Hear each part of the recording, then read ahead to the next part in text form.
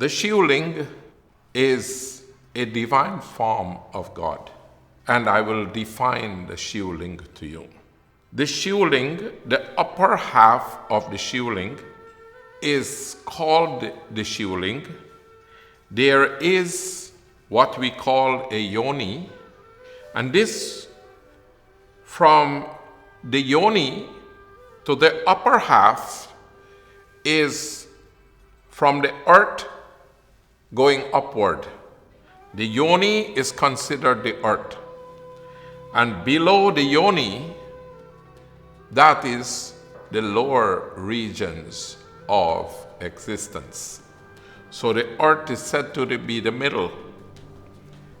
The upper regions, heavens and all, are said to be the upper regions, and the nether regions are below. So the Shivling is a true representation of God. It is a true representation of existence, preservation, and destruction itself. The base where the Linga reaches the Yoni or the earth is Brahma, the creator of the world. The middle region is Vishnu, the preserving element of the world. And the top is Shiva, the divine form of the Lord, who we consider the Lord of destruction, Sadashiv. Like I say, there is no destruction because there was no beginning. There is what we see here as middle, but there will be no end. Also, everything will change its form and go back to its original state, where it would not be seen by the senses. It is not available to the senses. So everything that existed before it came to the senses, it was existing.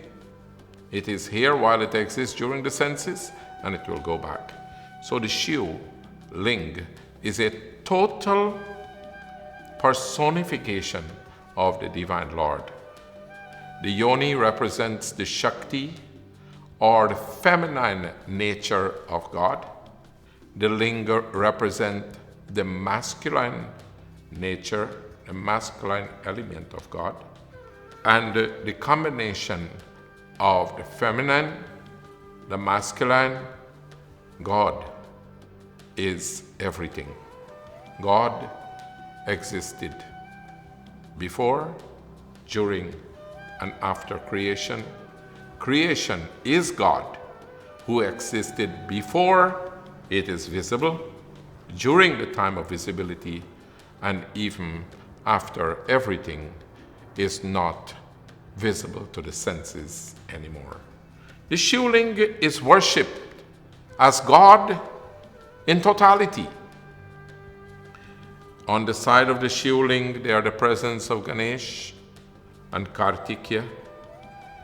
The Shivling represents the divine. The Shivling is associated with serpent, with snake. The snake in other religions are considered dangerous, devious, and everything else. In Hinduism, it has another meaning. The meaning is higher than blaming some poor creature for some other reason. So the reptile, the snake, has a higher connotation and meaning in Hinduism. And what meaning does it have? All the galaxies of stars.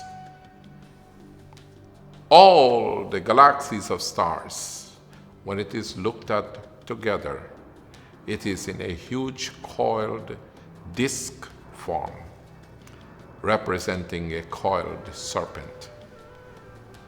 Therefore, we identify the snake as God, who has control over all the galaxies, all of existence. God who has control over the earth, the heavens, the nether regions, and all of existence. Sadashiv Bhagwan, in the form of the Shivling, is then worshipped as such. When we worship the Shivling, we do not worship a piece of stone. What is a piece of stone? What is a murti? And other people give labels to the murtis as idols. As Hindus, we do not worship idols, we worship the Divine Lord. And where can you find the Divine Lord? Before existence, nothing existed to the senses. The earth did not exist. The sun did not exist. The moon did not exist. Water did not exist. Nothing existed. But after creation, everything exists. That is now available to our senses. This Shivling, which is simply a piece of stone, also did not exist at one time. It exists now, and it will again become formless. Who is God? We see Him everywhere. If you can't see Him in the Shivling, you cannot see Him in yourself. You cannot see Him in anything. You cannot see Him present anywhere. If you confine Him to male or female, you're limiting Him. If you're confining God to anything, you're limiting God. God can be in these murtis. God can be in the walls. As Hindus, we can find Him in the sun, the moon, the sky, the stars. We can find Him everywhere. Hari Vyapak Sarvatra Samana Prem Te Pragata Hoi Mai Jana. We are of a different level of consciousness that we can find God even in a stone.